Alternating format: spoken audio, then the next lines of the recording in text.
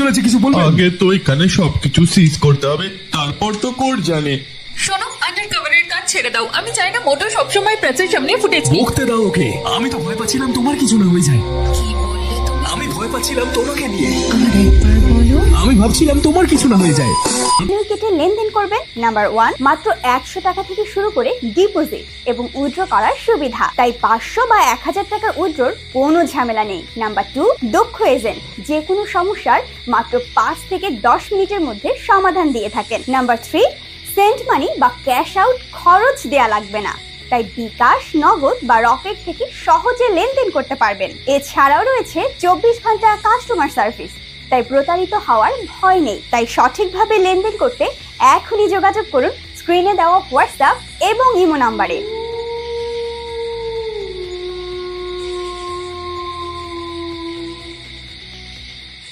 আমি জয়েন করব। তোমার বাবা তোমায় কাজে যেতে বলতো, কিন্তু তুমি যেতে না।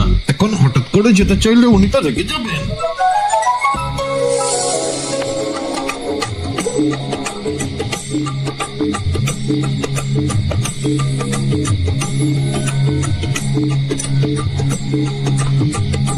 হে ভগবান, সামলে নিও বাবা। বাবা এই নাও প্রসাদ। রোজ তো সকাল সকাল বডি বিল্ডিং দিয়ে শুরু করো, আজকে এত চেঞ্জেস কেন? হ্যাংওভার নাকি? আমি শুধরে গেছি বাবা।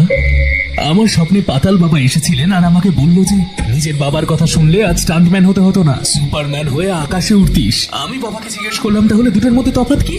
স্টান্টম্যান উপর থেকে নিচে নামে, সুপারম্যান নিচে থেকে উপরে লাফায়, এটাই উনি বললেন।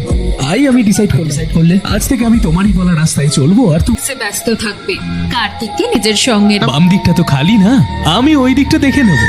ঠিক, কার্তিক উনি মিস্টার জ্ঞানী, আর কস্ট কাটিং এ উনি master. Annual Peter alias pakora প্রচন্ড ফ্রাস্ট্রেটেড মানুষ, ডিপ্রেশন একদম উপলে পড়ছে। একজনের দাড়ি কেটে দেয়। আমার অ্যাক্টিংটা খুবই সিম্পল, একদম ন্যাচারাল আর দারুণ হতে হবে। একটাও কাস্টমার ছাড়া আমি 1 বছর নাপিত ছিলাম, একটা বারে 2 বছর ধরে আমি ওয়েট। আমি বন্ধুকে দেখার জন্য হসপিটালে গিয়েছিলাম, তখনই আমার ওনার সাথে পরিচয় হয়। ওনার ওয়াইফেরই কম্পাউন্ডারের সাথে একটা অ্যাফেয়ার হয়, আর আমি ওনাকে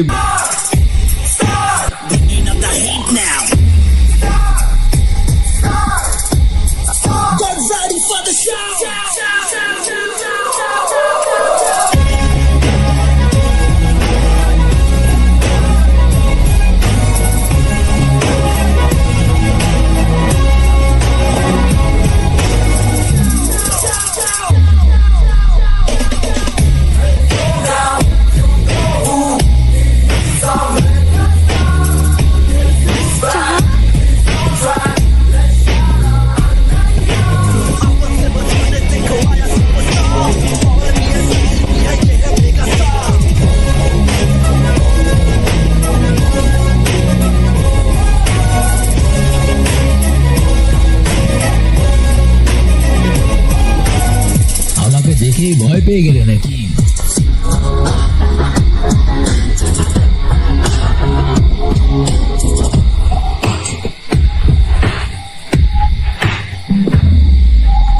হ্যাঁ বল ব্রুসলি। স্যার আপনি কোথায়? আমি 115 ফিল্মের ফটোশুটে। আমি অনেক বড় সমস্যায় ফেসে গেছি স্যার, আপনার সাহায্যের প্রয়োজন। ডোন্ট ওয়ারি, আমি দেখছি। ওকে, থ্যাংক ইউ স্যার। পাইলট, আমি আপনাকে সেফ ভাবে নিয়ে যাব, এটা তোমার বয়ফ্রেন্ডকে কথা দিয়েছি।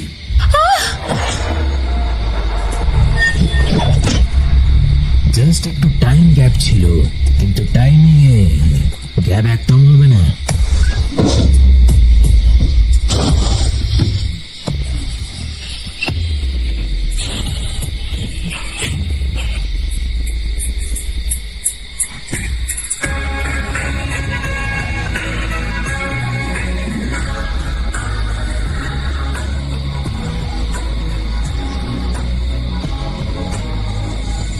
আমার বাবা কেমন আছে ডক্টর? আপনি ওনাকে ঠিক সময় নিয়ে এসেছেন, চিন্তা করবেন না, নাথিং টু ওয়ারি। ওনার অপারেশন চলছে। Thank you doctor.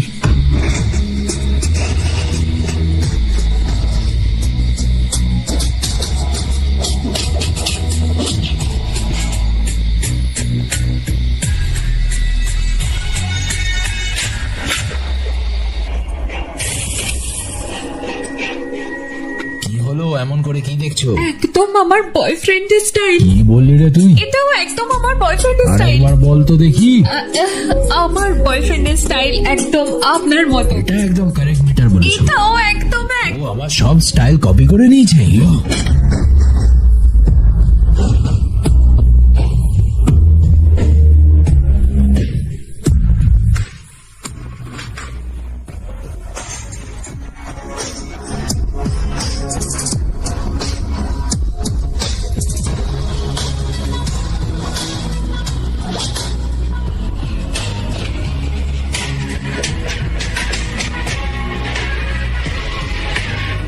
Sir mega star আর আমাকে বাঁচাতে এসেছে।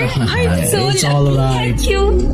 ওই দেখো তোমার hero. Thank you so much sir, আপনি একদম ঠিক সময় এসেছিলেন। ও ইটস ওকে। বাবা কেমন আছে? ঠিক আছে স্যার, এখন অনেক ভালো আছে। কুল। তবে একটা কথা বলবো, তোমার সিলেকশন একদম সুপার। Thank you sir. শুনেছি তুমি নাকি হর্স রাইডিং করতে পারো। আপনারই সিনেমা দেখে দেখে শিখেছি স্যার। তাহলে চলো রাইডে চলি, কাম অন।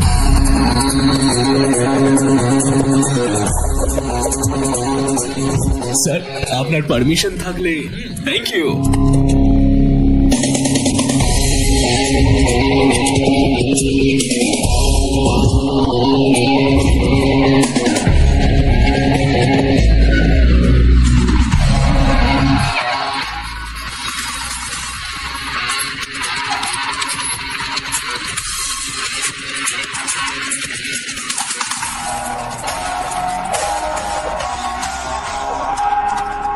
আপনার স্ট্যামিনা ম্যাচ করা আর আপনার স্পিডকে ক্যাচ করা সম্ভব নয় স্যার।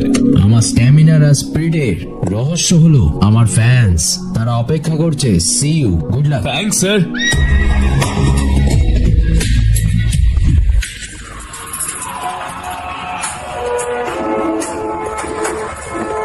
আপনাকে বলেছিলাম 8 ঘন্টায় 30 মিনিট হয় আর ও পুরো বাজি পাল্টে দিল। আপনি যা আসসালামু আলাইকুম বন্ধুরা, দেখেন আমি কিন্তু গ্রামে চলে আসছি আর এখানে আমার মা রান্না করার জন্য সবকিছু রেডি করে নিচ্ছে। এটা কিন্তু দুপুরে রান্না চলবে আর আমি কিন্তু আমার মায়ের হাতের রান্নাটা সব থেকে পছন্দ করি বেশি। আর দূরে গেলেও তো মায়ের হাতের রান্নাটাই মিস করি। মায়ের হাতের রান্নাটা কিন্তু অনেক স্বাদ। আর হ্যাঁ, একটা কথা, আমি কিন্তু কখনো কোনো কিছুতে লজ্জা বোধ করি না, কারণ আমার যেটাই আছে আমি সেটাই আপনাদের সাথে শেয়ার করি। কে কি বললো, কে কি ভাবলো, সেটা আমি কখনো দেখি না। যাই হোক, এখানে আমি মাংসটা বসিয়ে দেওয়ার জন্য আমার আম্মা এখানে একটা কড়াইয়ের ভিতরে তেল দিয়ে শুকনো মরিচ, এটা কিন্তু আমাদের দেশে প্রায় অধিকাংশ মানে শুকনো মরিচ বেটে বেটে কষাই। তো এখানে দেখেন সব কিছু কষানোর পরে মাংসটা দিয়ে দিচ্ছে।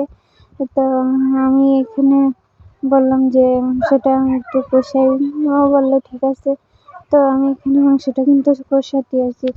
তো এখানে কষাত কিন্তু মাংসের কালার চলে আসবে। দেখেন আমার অনেক পছন্দের এই যে গ্রামের রান্নাটা।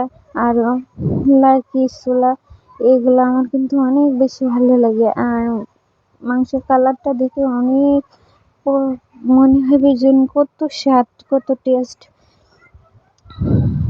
তো এখানে দেখেন মাংসটা কষাতেছি, অনেক পানি বেরোচ্ছে। তো এখানে মাংসটা আমি ঢেকে দেবো। এই কিছুক্ষণের ভিতর ঢেকে দিয়ে আমার বাইরের যে কাজগুলো আছে আমি করে নেব, তার ভিতর মাংসটা কষানো হয়ে যাবে। এখানে আমি মাছগুলা কেটে নেব, মাছও রান্না করা হবে। তো এখানে দেখেন এই মাছগুলো আমাদের দেশে কিন্তু পুঁটি মাছ বলে, এগুলো আমার আব্বুর ঘেরে হয়। তো আমি আসার পরে আব্বু এগুলা মেরে নিয়ে আসছে। আমার বলছে এগুলো আলাদাভাবে রান্না করে দেবো। তো এই মাছটা দেখেন, পুঁটি মাছটা দেখেন, পুঁটি মাছের পেটে কিন্তু অনেক ডিম। তো ডিমগুলা বের করে নিয়ে ডিমগুলো আলাদা করে রেখে দেবো, কারণ ডিমগুলো আলাদা করে ভাজা হবে। আর এদিকে মাছগুলো কেটে সুন্দর করে ধুয়ে সুন্দর করে রান্না করা হবে। তো দেখেন এগুলো আমার ডিমগুলো বের করে নেওয়ার পরে মাছগুলা পিস পিস পিস পিস করে কাটা হচ্ছে। তো মাছগুলা সাইজ করে কাটা হবে। আর এই যে এই মাছটা কিন্তু আমাদের দেশে সিলভার কাপ মাছ। তো এই মাছগুলো আনার পরে এইভাবে টাটকা মাছ কেটে সুন্দর করে ধুয়ে রান্না করে খাইতে কিন্তু অনেক স্বাদ। না আপনাদের দেশে এগুলো কি মাছ বলে আমি জানি না, অবশ্যই কমেন্টে জানাই যাবেন এই মাছগুলোর নাম কি হতে পারে। তো আমি এই মাছগুলো কাটা শুরু করে দিলাম। কাটার পরে মাছগুলো সুন্দর করে ধুয়ে পরিষ্কার করে মার কাছে দেবো, মা রান্না করে দিবে। তো দেখেন আমার মাছগুলো কিন্তু প্রায় কাটা শেষ হওয়ার পথে। তো মাছগুলো আমি কাটা শুরু করলাম। তো মাছগুলো কাটার পরে এদিকে আমার মা বলছে, থাক তোমারে কাটা লাগবে না, আমি কাটবো। তা আমি বলছি না, আমি কেটে সুন্দর করে ধুয়ে পরিষ্কার করে দিই, তুমি রান্না করো। আর এইভাবে কিন্তু সবাই মিলে রান্না করে এক জায়গায় বসে দেশের টাটকা জিনিস খায় আর স্বাদটা। বিয়ের 4 বছর হলো। বিয়ের 4 বছর পর আমার স্বামী আমাকে একটা চিঠি ধরিয়ে দিল, বলল যে এই চিঠিটা রাখো। আমি বললাম চিঠি লাগবে না, যেখানে আমাকে ডিভোর্স দিলেন সেখানে আমি চিঠি কি করব। তারপরে জোর করে সে বলল, প্লিজ নাও এই চিঠিটা, এটাই আমার শেষ অনুরোধ, আর কিছুই বলবো না তোমাকে। ইচ্ছা না থাকা সত্ত্বেও তবুও তার চিঠিটা নিয়ে ব্যাগে রেখে দিলাম। সবাই বলতে পারেন কেন আমার ডিভোর্স হলো, এই প্রশ্নটা তো আমারও। কেন যে আমার ডিভোর্স হলো সেটা আমি নিজেও জানি না। সে যে কেন আমায় ডিভোর্স দিল আমি নিজেও জানি না। ডিভোর্স হওয়ার পর আমি লক্ষ্য করতেছিলাম, যখন আমি বাসায় আসতেছি তখন সে কান্না করতেছে। মনে মনে ভাবলাম যা ইচ্ছা তাই করেন, এখন থেকে সে আমার স্বামী না, সে আমাকে ঠকিয়েছে, সে আমার সাথে প্রতারণা করেছে। এখান থেকে 4 বছর আগে আমি তার সাথে সম্পর্ক করে বিয়ে করছিলাম। বাবা মা পরিবারের অবাধ্যে যেয়ে তার হাতটা আমি ধরছিলাম, কিন্তু সে এখন আমাকে ঠকিয়েছে। ডিভোর্স হওয়ার একটাই কারণ, সে অন্য একটা মেয়ের সম্পর্কে জড়িয়ে আছে।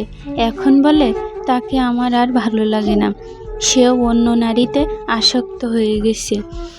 সে কান্না করতেছে আর বলতেছে, যাও তোমাকে আমি বিদায় দিয়ে দিলাম। আমি বললাম, এখানে তুমি আমাকে বিদায় দেওয়ার জন্য বলবা কেন? আমি চলে যাচ্ছি, কারণ তোমার সাথে আমি সব ফ্যামিলির অবাধ্যে যেয়ে বিয়ে করেছিলাম। এখন তোমার যখন আমাকে আর ভালো লাগলো না, তখন আমি নিজের থেকে তোমার কাছ থেকে চলে যাচ্ছি, তুমি ভালো থেকো। এই বলে আমি চললাম আমার বাবা মার সাথে। বাবার বাড়িতে থাকার কিছুদিন পরে সে আমার কাছে ফোন দিয়েছিল। সে বলল, কেমন আছো তুমি? আমি বললাম, আমি যেমন থাকি সেটা তো তোমার দেখার বিষয় না। সে বলল, আমি ভালো নেই। আমি বললাম, কেন? আমাকে ছাড়া তো ভালো থাকার কথা, তুমি ভালো থাকবা বলেই তো আমাকে ডিভোর্স দিয়ে অন্য মেয়ের সংসার করছো, সংসার করো ভালো। সে তখন উত্তরে বলল, না, তুমিই ছিলে আমার জীবনের বেস্ট, আমি আর অন্য মেয়ে নিয়ে ভালো থাকতে চাই না, তুমি আসবে? আমি বললাম, না, সে মেয়ে হয়তো আমার সংসার নষ্ট করতে পারে, কিন্তু আমি তো আর পারি না। তুমি ভালো থাকো, ভালোভাবে সংসার করো, আমি আর ফিরে যাব না। কিছুদিন পরে আমার শ্বশুর শাশুড়ি ফোন দিল যে তুমি আসো, আমার ছেলে এখন পাগল হয়ে যাচ্ছে। আমি বললাম, না, পাগল হবে কেন? সে তো ভালোই আছে, সে তো ভালোবাসার মানুষকে নিয়ে ভালো আছে, সে ভালো থাকুক, এই দোয়াটাই করি সারা জীবন।